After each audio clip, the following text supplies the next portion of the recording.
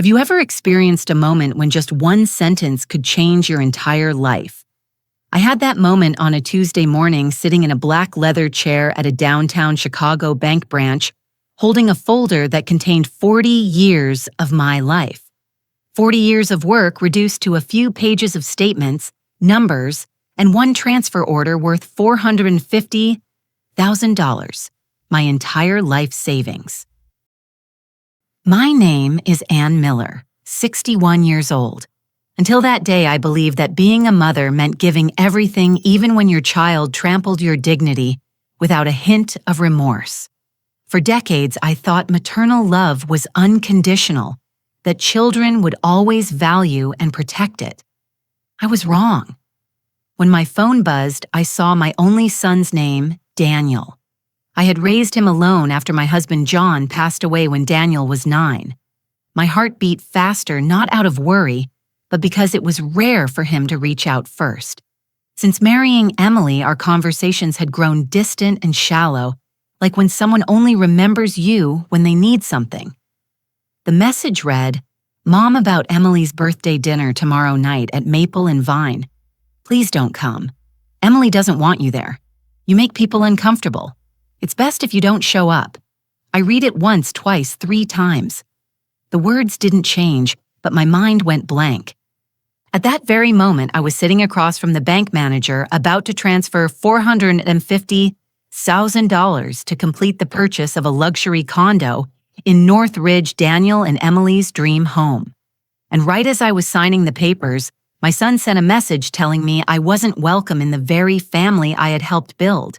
The irony was so bitter, it was almost laughable.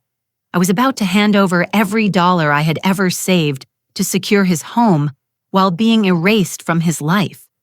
"Are you all right, Mrs. Miller?" Gerald, the bank manager, asked when he saw my face go pale.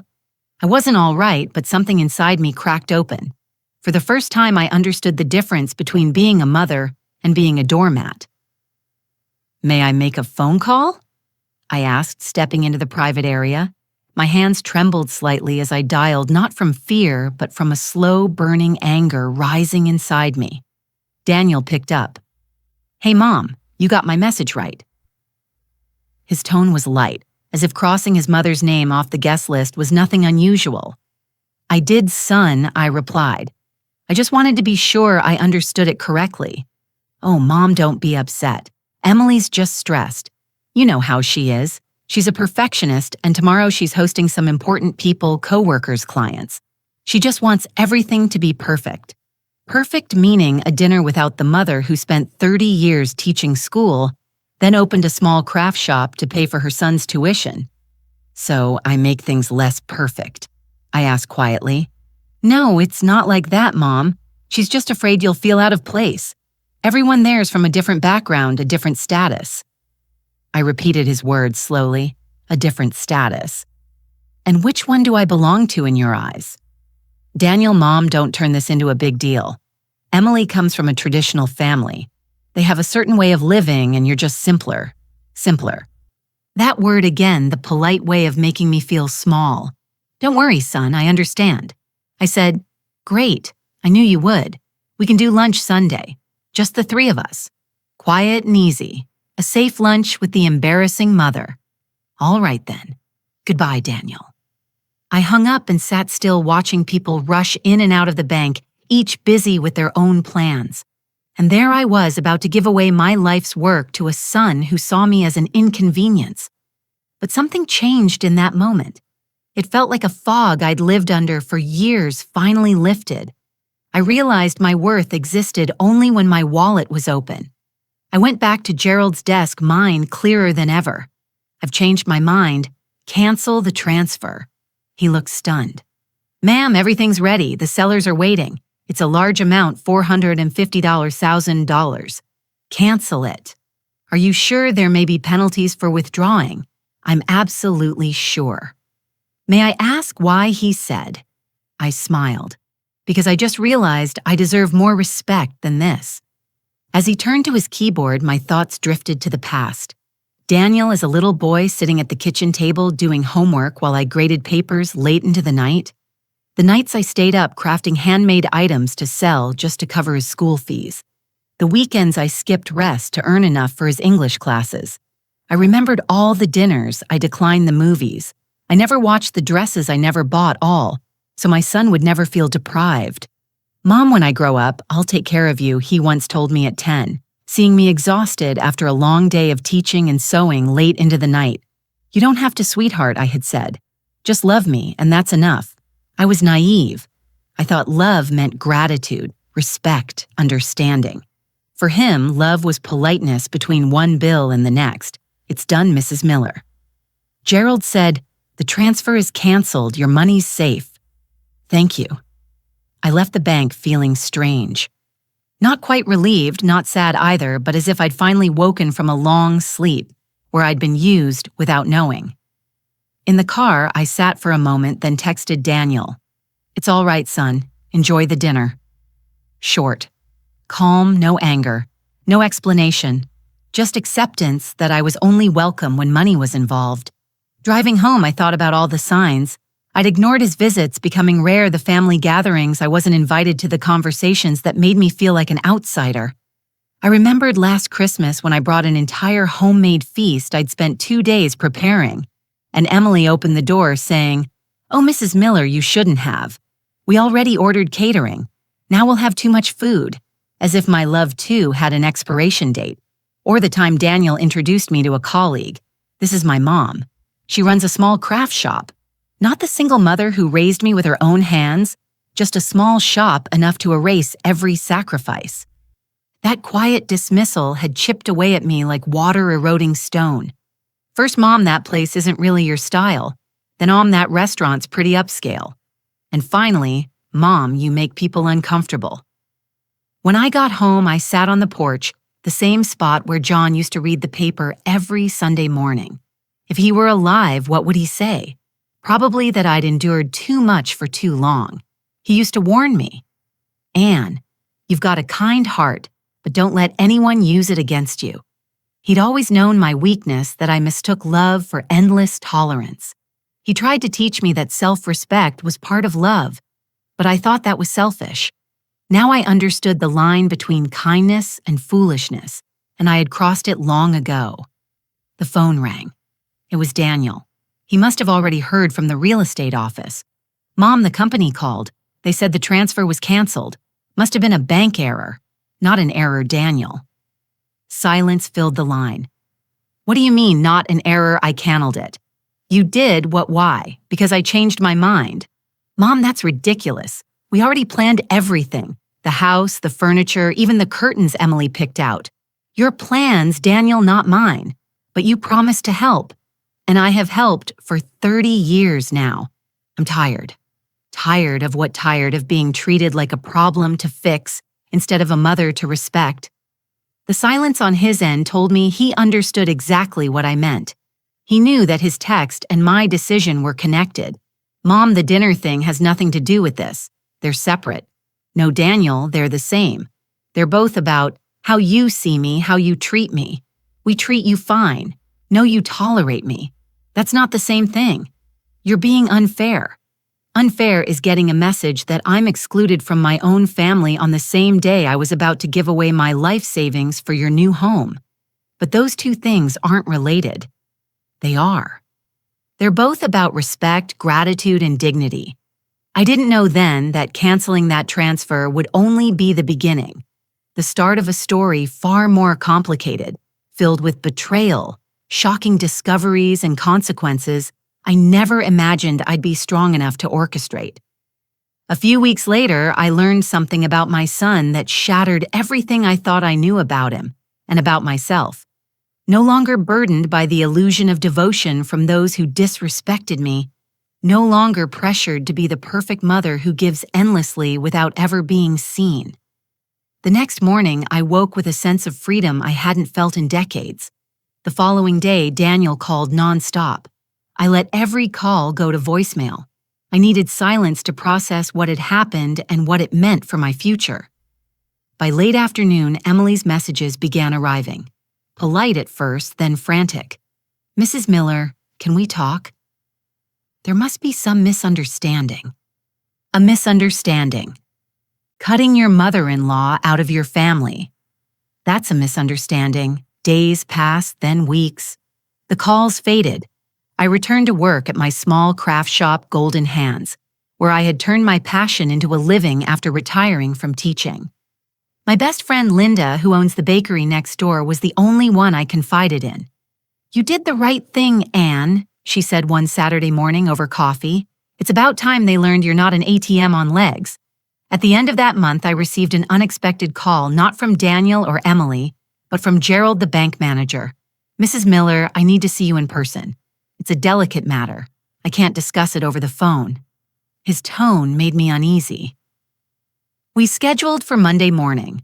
When I arrived, instead of taking our usual seats, I was ushered into a private conference room. Gerald was already there with a woman in a gray suit who introduced herself as Mariana from internal auditing. "Mrs. Miller," she began gently. "What I'm about to say isn't easy, but I need your full attention."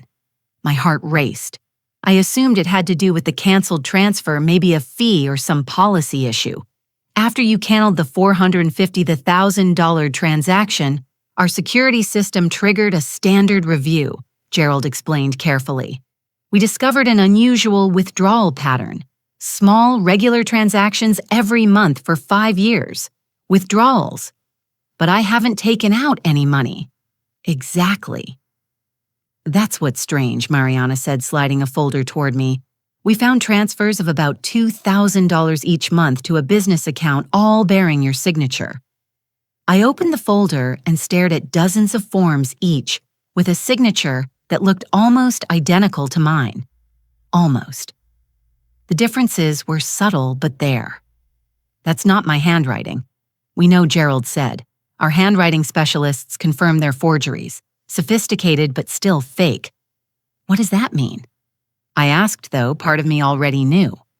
"It means someone with access to your banking information has been quietly withdrawing money for years, totaling around $120,000. I could hardly breathe. The room seemed a disinterest spin. "Where did the money go?" Mariana slid over another paper to a business account named Preston Architecture and Design, opened 5 years ago.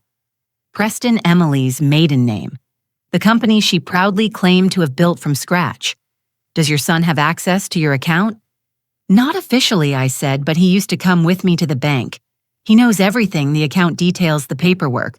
They exchanged a look and Gerald said quietly, "By policy, we're required to report this to the authorities.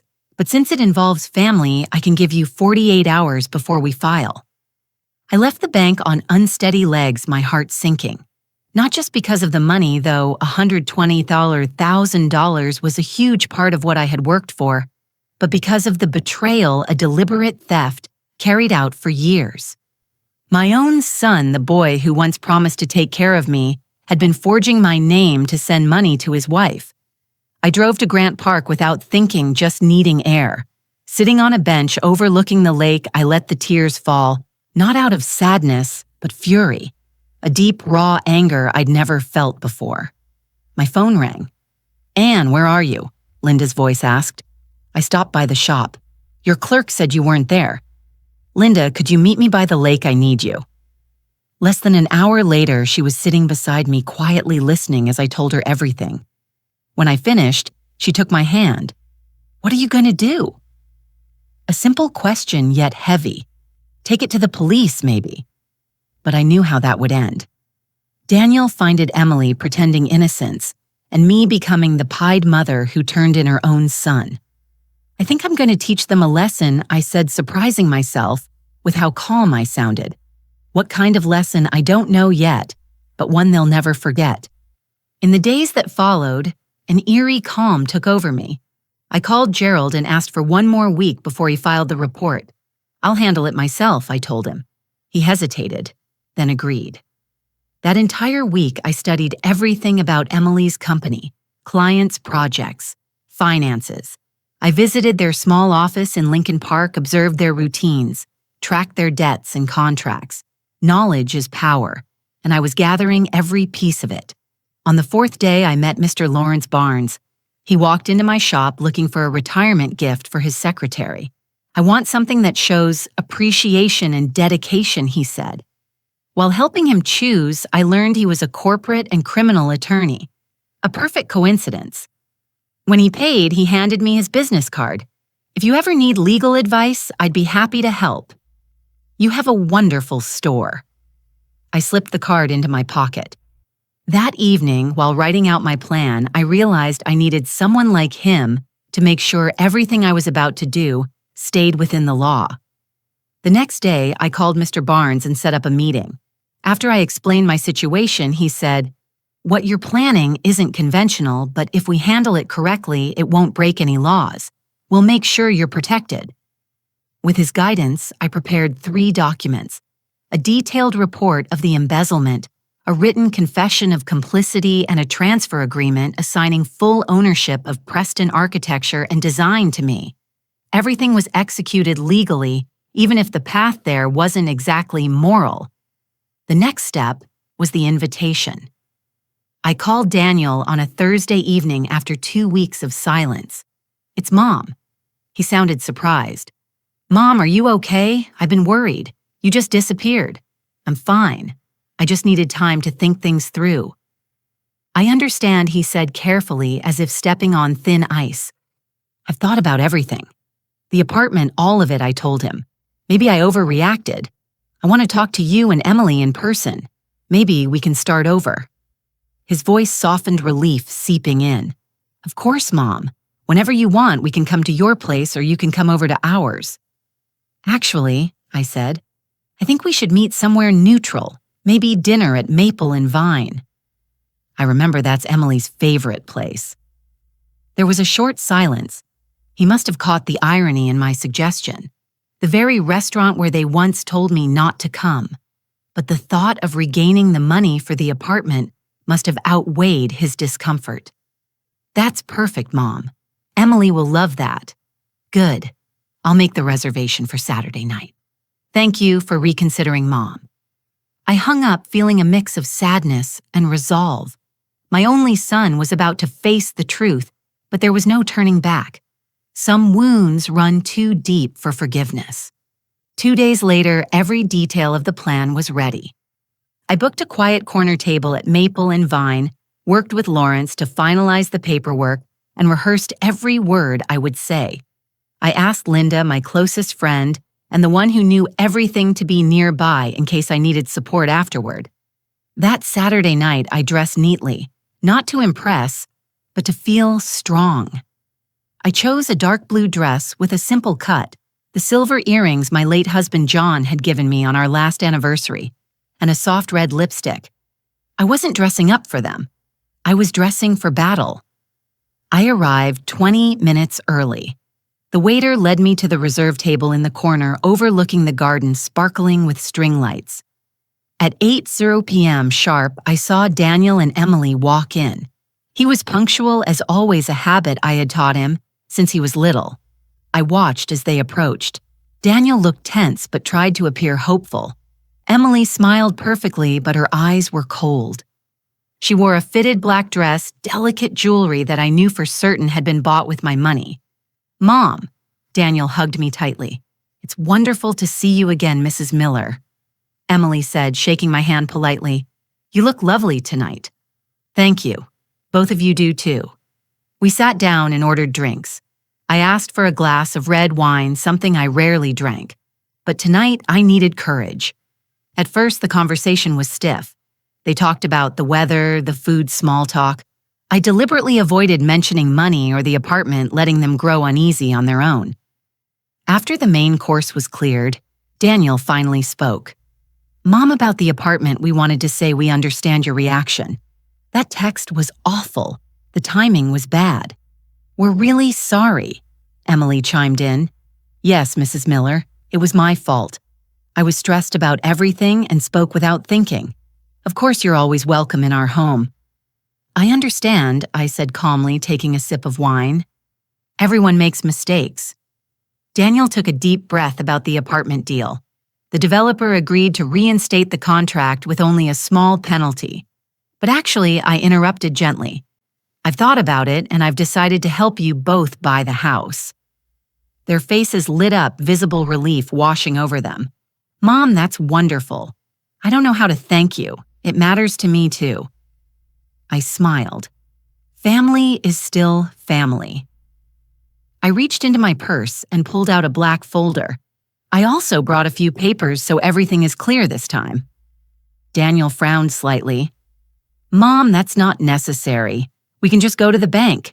It's just a draft, I said, so everyone understands the terms before we involve the bank. A simple agreement between us. I laid 3 contracts on the table. They're straightforward. They outline my contribution and your responsibilities. My lawyer, Mr. Lawrence Barnes, helped me prepare them. Emily's brow furrowed. You have a lawyer. There's a lot you don't know about me, I said, smiling slightly. Just read carefully and sign. Then we can process the transfer on Monday. Daniel skimmed through the pages, his usual habit whenever money was involved. Emily read slower, though I could tell she wasn't paying attention to details either, only the outcome. Everything looks fine, Daniel said, picking up the pen. Are you sure you've read it properly? I asked. There are a few special clauses about what happens if the agreement is broken. Mom, I trust you. Those words stabbed me. I had once trusted him too, and he had betrayed me for 5 years. Daniel signed all 3 copies and handed them to Emily. She hesitated for a moment, then signed as well. I placed the folder carefully into my bag. Good, I said, taking a breath. Now we can talk for real. What do you mean, Mom? Daniel asked, the smile fading from his face. I pulled out another folder, a red one. You just signed 3 very interesting documents, I said evenly. The first one, Daniel, is a confession, detailing how you forged my signature for 5 years to withdraw about $120,000, transferring it into Emily's company. His smile disappeared. Emily's face turned pale. The second document, I continued, is your signed statement. Emily confirming that you knew the origin of the funds and agreed to use them to start your architecture firm. What are you talking about? She stammered. And the third document, I said, is the transfer of full ownership of Preston Architecture and Design to me effective. Immediately, I opened the red folder and spread out copies of forged transfer slips, bank statements, and handwriting verification reports. Tonight, we're not celebrating submission, I said, looking straight at them. We're celebrating my freedom. The bank discovered everything after I canceled the apartment transfer. A routine audit exposed it all. Daniel opened his mouth, but no sound came. Emily began to cry. Mom, this is some kind of joke, right? If it's a joke, son, then you started it 5 years ago when you began stealing from me. Or maybe when you and your wife excluded me from a party paid for with my own money. Mom, I can explain. There's no explanation for betrayal. I cut him off. Only consequences. I finished my wine and set the glass down gently. Now you have 2 choices. One, I take these documents to the police. Tomorrow, you'll both be charged with fraud, forgery, and theft. With that amount and that time span, Daniel, you could go to prison. What's the second option? Emily asked. Trembling, you do exactly what you just signed. Daniel, you forfeit your inheritance, repay every dollar you stole, leave Chicago, and end all contact with me. Emily, you transfer the company to my name immediately. No disputes, no delays. Silence filled the table. Daniel looked 10 years older. Emily sobbed, hatred flickering behind her tears. It's up to you, I said, standing up and laying money for my part of the bill on the table. You have 24 hours. After that, the file goes to the police. Mom! Daniel's voice cracked. How could you do this? I looked him straight in the eye, not with the gaze of a blind, loving mother, but with the clarity of someone who finally saw the truth. No, Daniel. The real question is, how could you do this to me? I gave you everything, my time, my love, my money, and you betrayed me. Then I turned and walked out of the restaurant without looking back. Outside, the Chicago sky was crystal clear. I took a long breath. The plan was complete. All I had to do now was wait to see which path they would choose. I didn't know then that this was only the beginning of a much deeper change, that the real reckoning wasn't about exposing them, but about rediscovering myself in ways I'd never imagined. The next morning, before I even finished brewing my coffee, my phone buzzed. A message from Daniel. "We accept your conditions. Please don't report us." Short. No excuses. No please, just surrender from two people who had cornered themselves. I set the phone down and lay still, staring at the ceiling where John and I had shared 16 years of our lives. A strange feeling washed over me. Not joy, not relief, but a deep, quiet peace, the kind that comes when a new chapter begins. Maybe it was a mix of sorrow and resolve. "So what now, John?" I whispered into the stillness as if my late husband could answer. What do I do with a victory that tastes this bitter? There was no going back. The plan was done.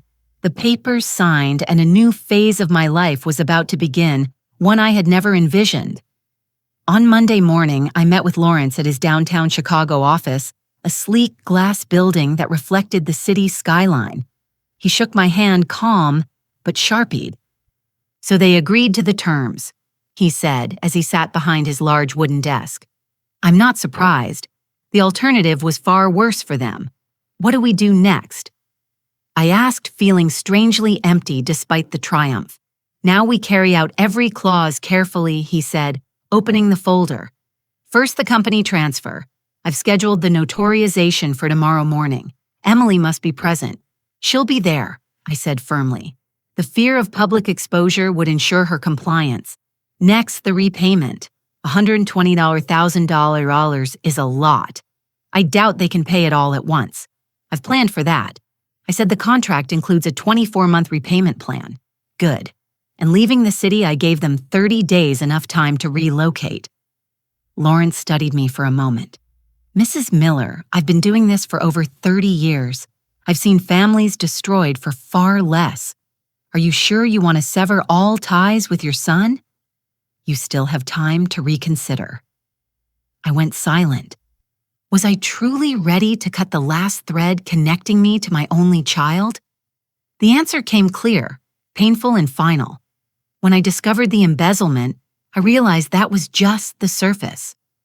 The real betrayal started long before, when my son began treating his mother like a bank, not family. Some wounds never heal. Lawrence nodded without argument. "I understand. Then let's make sure your rights are fully protected." In the following days, everything unfolded exactly as planned. The transfer of the company was completed at a notary office downtown. Emily showed up in a black dress as if attending a funeral. Maybe she was the funeral of her ambitions. She didn't meet my eyes as she signed the papers, transferring full ownership of the company to me. The first repayment arrived on time. Daniel set up automatic monthly transfers to avoid speaking to me again. By the third week, I received an email with their new address in a small Midwestern town, a few hundred miles from Chicago. Daniel had taken a job at a small construction firm, earning far less. I should have felt triumphant, but instead I felt a strange emptiness, as if I had won a war, but was still fighting a deeper battle, one against my lifelong habit of putting everyone else before myself. That Friday evening, as Linda and I were closing our shops, she looked at me and asked bluntly, "So what now, Anne? You gonna sit around staring at clouds for the rest of your life, or do something with that company that just fell into your lap?" I hesitated. "Do something I don't know anything about architecture or interior design." "So what? You know business. You built your craft shop from scratch. Now you have the money to hire the right people. Why not use it to start over, to continue a business that was built with stolen money?" Linda rolled her eyes, her voice firm. "No, silly. To turn it into something entirely new, something that belongs to you." That sentence planted a seed in my mind. A few days later, I began to see the company not as a symbol of betrayal anymore, but as a new opportunity. The next morning, I went to the company's office for the first time as its owner. It was a small but beautiful building in Lincoln Park. A young secretary named Rachel greeted me with visible unease. "Good morning, Mrs. Miller. Emily left all the files you requested. Thank you. How long have you been working here? Almost 3 years, ma'am. Do you like your job? She hesitated. I do, but I'm a little worried about the changes. That's understandable. I looked around at the walls covered with photos of luxury design projects. Who are the company's main clients? Mostly luxury apartments, villas, and townhouses for the upper class on the north side. What about community projects or affordable housing designs? Rachel's eyes widened. We've never done that kind of work. I see. All morning, I reviewed the client list, ongoing projects, and the company's finances. It was smaller than I had imagined, but still profitable and full of potential. Everything looked elegant but lacked heart, the kind of cold beauty meant for people with money. When I went out for lunch, I walked down the street and saw the cramped temporary housing blocks in the distance, a stark contrast to the luxurious drawings I had just reviewed. In that moment, the idea began to form. What if I turned this company into something completely different? A business that still served wealthy clients, but used part of its resources to help those who needed it. Most creating affordable housing designs, functional living spaces, and offering training for underprivileged youth. I went back to the office, called Rachel in, and said directly, I plan to restructure the entire company. We'll keep our current projects, but our future direction will be completely different. Different? How she asked. A company that balances profit with social impact, creating accessible design for the community, consulting on housing for low-income families, and opening architecture training programs for young people. Rachel looked at me for a long moment, then smiled softly. Honestly, that's why I studied architecture in the first place. I only worked on luxury projects because there were no other options. So you'll stay? Yes. And I know a few others who share the same vision. In the following weeks, I threw myself into work. I hired 2 young architects recommended by Rachel, talented and passionate about social projects. I asked Lawrence for legal advice and studied business models that combined profit with community contribution. The old company name had to go. It carried too much darkness. After much thought, I chose a new one, New Spaces Architecture and Social Transformation. The new logo was designed by a young student from the city's south side, modern yet full of human warmth. Linda, with a lifetime of business experience, became my most trusted partner. One afternoon while we were talking in my kitchen, she said, "You need a launch event, something that proves this isn't the same company anymore. It's a new beginning. I don't know if I'm ready." "You are, and it has to be big. Invite the media reporters, community leaders. Let people see you're serious." The thought scared me a little, but she was right. I needed to do this not just to promote the company, but to mark my own rebirth. We chose to hold the event in a month, enough time to prepare, but not long enough for me to back out. The event would take place right at the company headquarters, fully renovated to reflect our new vision. During preparations, a bold idea came to me.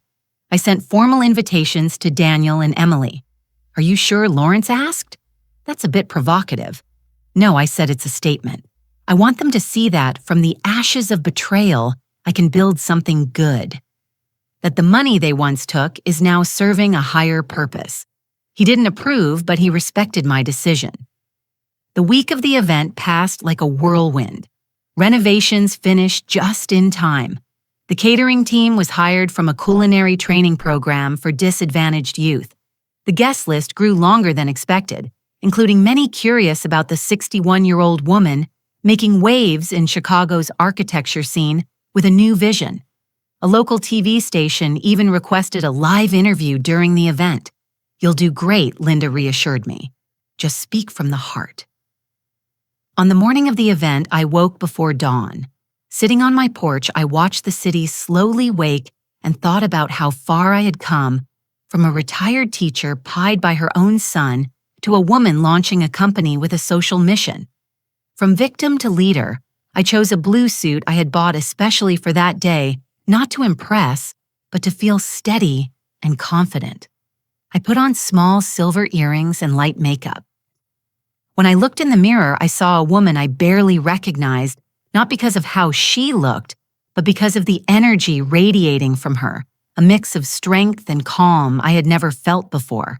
The launch event was in the evening, and I arrived several hours early to oversee the final preparations. The office looked completely transformed. The white walls were replaced with vibrant colors adorned with paintings by community artists and boards, showcasing our social projects. One corner displayed models created by public school students during their workshops with our architects. As guests began to arrive, journalists, architects, representatives from social organizations, and industry professionals, Rachel and my new team moved around the room presenting the company's vision, exchanging cards, and building connections. While speaking with a representative from the Department of Housing Development, I saw Daniel and Emily walk in. They looked tense and out of place, as if they had stepped into a world that no longer belonged to them. We met eyes briefly, and I gave a small nod. No words were needed. At 8:00 p.m. sharp, the reporter from the local TV station approached for the live interview. We stood in front of a large board bearing the company's new logo. The lights came on the camera, focused on me. The reporter smiled. "We're here tonight with Mrs. Ann Miller, founder of New Spaces, a Chicago-based architecture firm with a completely unique model. Mrs. Miller, could you share what inspired you to combine commercial projects with social programs?" I took a deep breath and looked straight into the camera, knowing Daniel and Emily were watching from the audience. This idea was born from a profound change in my own life. At 61, I learned that it's never too late to start over. Sometimes the worst betrayals lead to the most beautiful beginnings. I saw Daniel's face go pale. The reporter leaned forward, intrigued. "Betrayal. Could you elaborate?" "Let's just say I acquired this company under unexpected circumstances," I replied calmly. "And instead of continuing a model focused only on profit and prestige, I wanted to turn it into something that truly matters to the community." I spoke about our mission to democratize architecture to create dignified spaces for those often overlooked. I mentioned our first project renovating a daycare center in the suburbs and explained that all company profits would go toward establishing a foundation called the Rebirth Foundation, dedicated to helping mothers rebuild their lives after hardship. When the interview ended, I looked around for Daniel and Emily. They were quietly leaving. When our eyes met, I saw not just fear or shame in my son's eyes, but the bitter realization that I hadn't just survived betrayal. I had turned it into something far greater than either of us. Linda came up beside me, gently taking my hand. I whispered, "Revenge isn't just a dish best served cold. It's a feast meant to nourish an entire community." That night wasn't just the launch of a company. It was the moment I was reborn. A woman who had learned that self-love isn't selfish. It's the foundation of every other kind of love. I had turned pain into purpose, betrayal into legacy. 6 months after New Spaces launched, everything had changed both for the company and for me. What began as an act of retaliation had evolved into something much bigger, with a life of its own that even I hadn't foreseen. The TV segment created a strong buzz. The following week, I received interview requests from newspapers, magazines, and even a podcast about midlife women entrepreneurs. My story, or rather the simplified version I shared, publicly resonated deeply with people. The image of a 61-year-old woman rebuilding her life after an unnamed betrayal became a source of comfort for countless others. "You've become a symbol of strength and renewal." One journalist told me, "I had never thought of myself that way. All my life, I had been the one who yielded, who understood, who put others first. Now I was seen as someone who fought back." New Spaces grew naturally, attracting both commercial clients and social partnerships. Rachel proved to be an exceptional manager, handling day-to-day operations, while I became the face and guiding vision of the company. Our first major achievement was completing the daycare project, transforming a makeshift space into a bright, safe, and inspiring environment. On the opening day, when I saw the children laughing and running around their new classrooms, I broke into tears. One teacher took my hand and said, Mrs. Miller, you have no idea how much this means to us. These kids have never had a place truly made for them. I smiled through my tears. I had changed their lives with the same money that was once meant to buy Daniel and Emily a luxury apartment. Life, it seemed, had its own sense of irony. As the company continued to grow, I began working with Lawrence to formally establish the Rebirth Foundation. He guided me through the maze of legal requirements. We need to clearly define its scope, he said. Who will this foundation serve? How will it operate? And what resources will sustain it? Those questions forced me to think deeply about my purpose. After many discussions with psychologists and social workers, we agreed that the foundation would support women over 50. Those rebuilding their lives after major life upheaval, such as divorce, widowhood, abandonment, or financial ruin. There are so many programs that help young women start over, I told Lawrence, but very few that focus on older women who not only face financial hardship, but also the weight of age discrimination and the belief that it's too late to begin again. The foundation would not only provide financial assistance, but also create a comprehensive network, legal counseling, psychological support, vocational training, business mentorship, and in some cases, temporary housing. One Wednesday afternoon, while we were discussing possible locations for the foundation's headquarters, an idea struck me something. Linda later called a poetic masterstroke. I said, "What if I use the money Daniel has been paying back to buy the same apartment he and Emily once wanted and turn it into the foundation's headquarters?" Lawrence laughed. "You really do have a poetic sense of justice, Mrs. Miller. I contacted the real estate company that same week. By some strange coincidence, the apartment was still available. I immediately began negotiations with my own legitimate money earned honestly. 3 months later, everything was finalized. The monthly payments Daniel sent became part of the fund that bought the apartment he had once dreamed of owning. There was something beautifully symmetrical about that. On the day I signed the ownership papers, the sky was crystal clear. I walked out of the notary's office with a deep sense of satisfaction, not just for settling an emotional debt, but for beginning something truly meaningful. I strolled through the nearby park, watching the city gleam in the sunlight, filled with gratitude and amazement at how life can turn itself around. Transforming the apartment into the headquarters of the Rebirth Foundation became New Space's next major project. By then, our team had grown to 5 architects and 2 interior designers, all working with contagious enthusiasm. I told them, "We're not creating a place that looks like a support center. We're building a space for rebirth. These women aren't seeking pity. They're seeking a chance to regain their dignity." We chose a modern design infused with the warmth of home. The space would be flexible for one-on-one counseling workshops and skills training. The rooftop was turned into a healing garden where women could tend to plants and witness new life take root. Over the 3 months of construction, I personally interviewed every member of the team who would work at the foundation, from lawyers and psychologists to financial advisors. I wanted people not only skilled, but compassionate. Most of them were women who, like me, had once started over. "Why did you decide to do this?" asked Gloria, a 58-year-old psychologist, during her interview. "Have you ever had to start over yourself?" I paused for a moment, then replied, "I discovered that my only son had deceived me and stolen my money on the very day I was about to transfer all my life savings to buy him an apartment." Gloria didn't show pity, only understanding, her eyes soft but knowing. When she asked how I managed to turn such pain into something positive, I simply smiled. By refusing to be a victim in my own story, I chose to rewrite the ending. She nodded. "That's exactly what we need to teach other women to do." The grand opening of the Rebirth Foundation was held on a date full of meaning exactly 1 year after the night. Daniel texted me, telling me not to come to Emily's birthday dinner. 1 year that had changed everything. We planned a formal ceremony with city officials, women's organizations, and media representatives. I wanted women across America to know that it is never too late to begin again.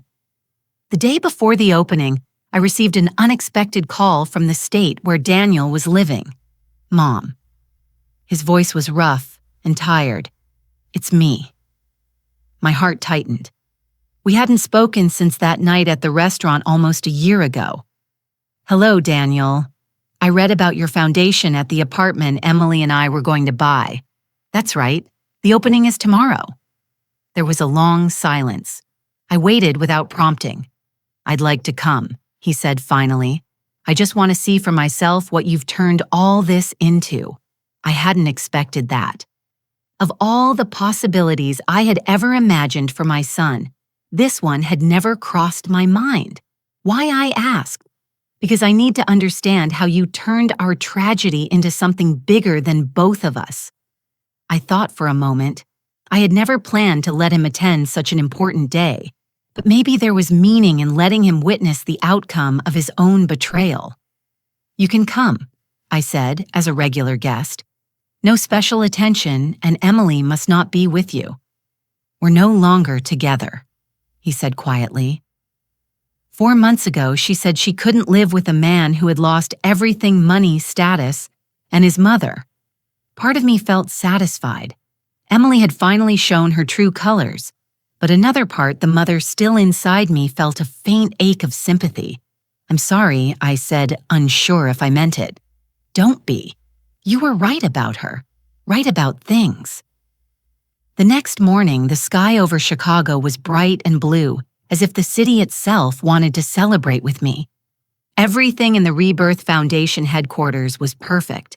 Every detail arranged to convey our message of dignity, renewal, and hope. I arrived early, wanting a moment of quiet before the crowd arrived. I walked slowly through each room, remembering the journey that had brought me here. The walls, once meant to showcase Daniel and Emily's luxury, now stood as a haven for women learning to rise again after devastation. The ceremony began right on time. The spacious living area, now a multi-purpose hall, was packed. I recognized many familiar faces, people who had stood by me through this journey. Linda sat in the front row, elegant in her teal outfit. Attorney Lawrence stood toward the back, quietly observant, his sharp eyes missing nothing. Rachel and the new Spaces team were by the garden, chatting warmly with guests. I scanned the room and found Daniel leaning against the far wall, wearing a simple shirt and jeans, a far cry from the polished man he used to be. When our eyes met, he gave a slight nod. I returned it calm and steady. I stepped up to the small podium, strangely at peace. Every woman here carries invisible scars. I began traces of pain, betrayal, broken dreams. The question isn't whether we get hurt, that's inevitable, but what we choose to do with our wounds. I spoke about rebirth, about turning pain into purpose, about doors that open in the ashes of lost faith. The Rebirth Foundation was born from a deep wound, but I chose to make it a place of healing for others. This isn't just a building, it's a symbol of choice. The choice not to be a victim, but to keep writing your own story. As I spoke, I could feel Daniel's gaze on me, filled with shame, regret, and a touch of admiration. After the ceremony, he came over. His face looked older, with lines of weariness and silver strands in his hair. It's hard to believe, Mom. You turned something terrible into something extraordinary. Thank you, I said softly, offering no further words. Between us still lay a gulf of hurt, but somewhere a fragile bridge had begun to form. If I told you I finally understand everything that I know, how deeply I hurt you, would you believe me? Understanding is the first step, Daniel. The first step toward what? Maybe toward yourself becoming a better man. He nodded, his voice low. Did you plan all this from the moment you canceled the apartment transfer? Did you already have this vision in mind? I smiled. No. Back then, I only knew one thing. I wouldn't let anyone make me feel small again. Everything else came one step at a time. A reporter approached, asking for an interview, and Daniel stepped back. Maybe we'll talk later, he said.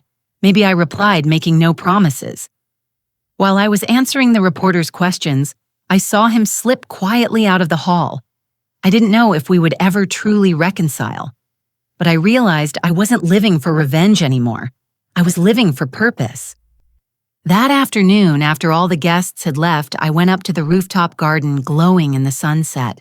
Linda joined me, leaning lightly against the railing.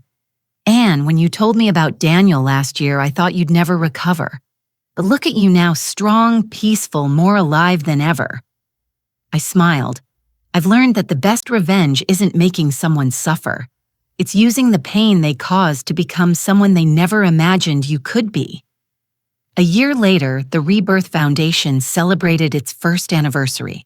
There were no reporters or famous guests, only my team and the 32 women who had completed the program. We called them the Reborn. During the small gathering, a 67-year-old woman named Teresa stood to speak. She told us that after her husband died, she discovered he'd left her with nothing but debt and despair. "When I came here, I felt like my life was over," she said, her voice trembling but firm. "I thought I was too old. No one would hire me, no one would rent to me, and there was nothing left to start with." She paused, looking straight at me. But Mrs. Ann showed me that even the cruelest betrayals can become gifts if we're brave enough to change. The room erupted in applause. Teresa smiled. "Now I have my own small bakery. I'm debt-free, and most importantly, I've regained my self-respect." As the applause filled the room, my eyes stung with tears. If someone had told me 2 years ago that Daniel's cold message would become the beginning of all this, I would have laughed in disbelief. That evening, after everyone had left, I walked through the foundation's office. Every room carried its own meaning. The group therapy room with its warm fabric chairs. The creative workshop where women learn to paint, sew, and craft. The legal office where volunteer lawyers help them reclaim their rights. The community kitchen filled with the smell of fresh bread and the sound of laughter. I sat in a chair in the rooftop garden surrounded by plants grown by the women themselves. The city lights shimmered in the distance like stars scattered across the earth. I thought about the past 2 years, the new people, the new challenges, the new life filled with meaning. My phone buzzed, a message from Lawrence. "The meeting with the mayor's office has been confirmed. They're very interested in expanding the foundation's model." I smiled. If this project succeeded, Rebirth Foundation would reach even more communities. Now I simply called him Lawrence. Our relationship had grown beyond professional boundaries, starting with casual coffees after meetings, then long conversations that stretched until dusk. I didn't know what was blossoming between us. I only knew that my heart felt alive again after so long. Then came weekend lunches, concerts at the theater art exhibitions. What we had wasn't a romance in the traditional sense. We both carried too many memories, too many scars. We understood that at our age, the most precious thing was honesty. It was a mature friendship that sometimes crossed into intimacy, but without pressure, without labels, without expectations. "We don't need to define what this is," he once told me when I hesitated to name what was between us. "Let it be what it is, one day at a time." Those words felt like a soft breeze on my soul. All my life I had lived within defined roles: daughter, wife, mother, widow. Now I could simply be myself without explanation, without apology. The phone rang again. This time, to my surprise, it was Daniel. Since the Rebirth Foundation's opening, we had exchanged only brief, polite messages. 6 months ago, he moved back to Chicago, taking a modest job at a small construction company.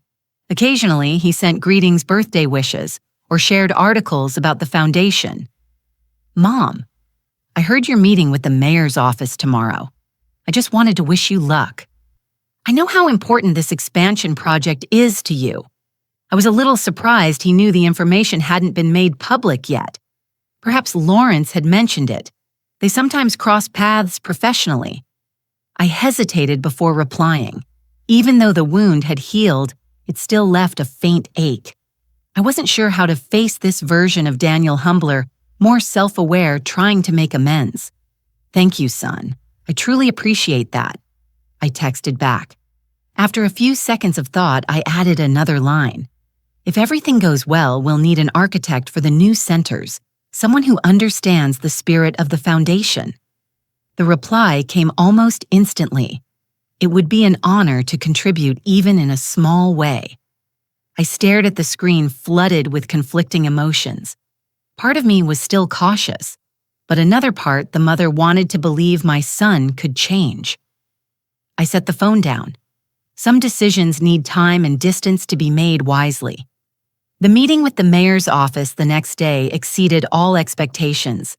They not only approved plans to open 3 new branches of the Rebirth Foundation in low-income districts, but also proposed developing a citywide program based on our model. "Your approach is very innovative," said the department director, a middle-aged man with bright eyes.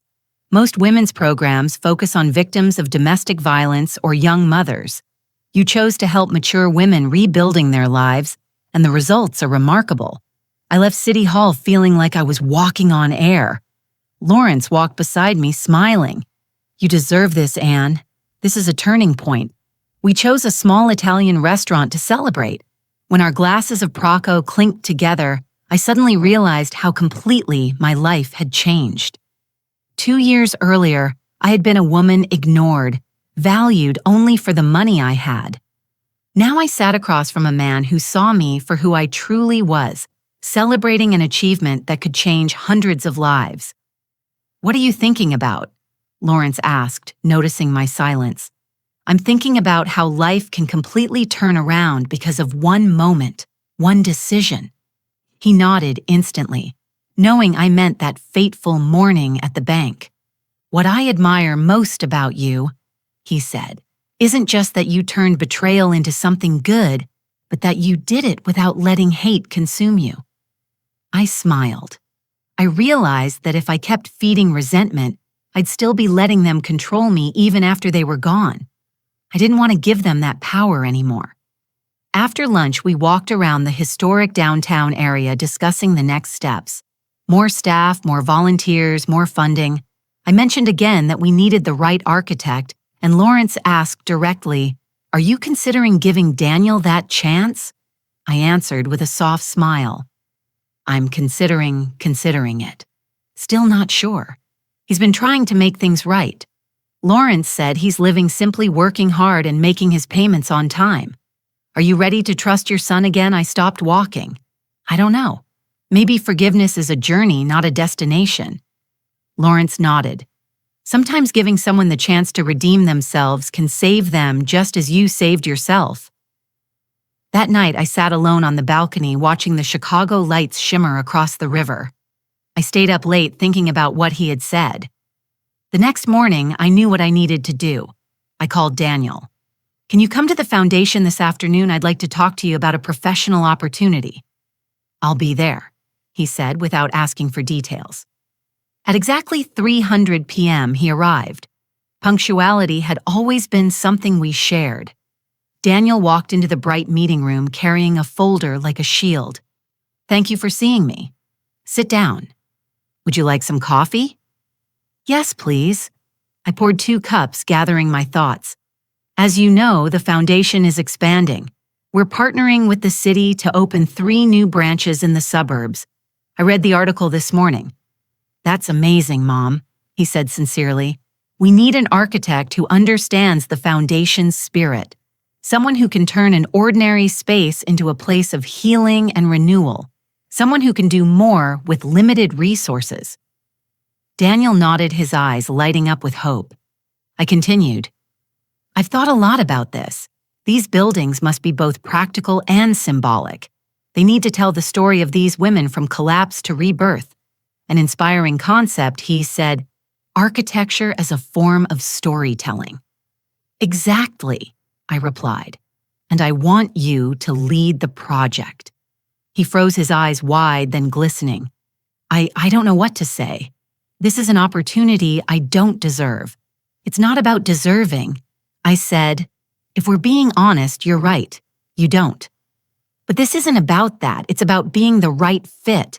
You have the skills, and most importantly, you understand something few people do. What it means to lose everything and start over from ashes." He bowed his head. I went on. Of course there are conditions. You'll work as an independent contractor reporting directly to Rachel, not me. Your name won't appear in any promotional materials. The focus must be on the women, not the designer. I understand and I agree to everything. I looked him straight in the eye. Daniel, this isn't forgiveness. It's a professional opportunity based on your skills and experience. Our relationship is still unresolved. He nodded, his voice low but firm. I'm not asking for forgiveness yet. Some bridges once burned must be rebuilt brick by brick if they can be rebuilt at all. I saw in Daniel the sincerity of the boy I once raised, not weakness, but honesty. And I thought maybe at last we were both learning to be reborn in our own ways. We spent over an hour discussing the project's logistics. Daniel had prepared an impressive research file on therapeutic architecture and restorative spaces. My son presented creative ideas to optimize resources while keeping both quality and emotional value in every room. When the meeting ended and he was about to leave, Daniel paused. Mom, can I ask something personal? I nodded slightly. Go ahead. He looked at me for a long moment and asked, do you regret canceling that transfer? I mean, if you'd just given me the money to buy the apartment and kept the illusion of a normal family, maybe it would have been easier for you. His question stunned me. I had never asked myself that before. After a few seconds of silence, I replied slowly, no, Daniel, I don't regret it. I'm sad that our relationship broke. Sad that you chose to betray me in that way.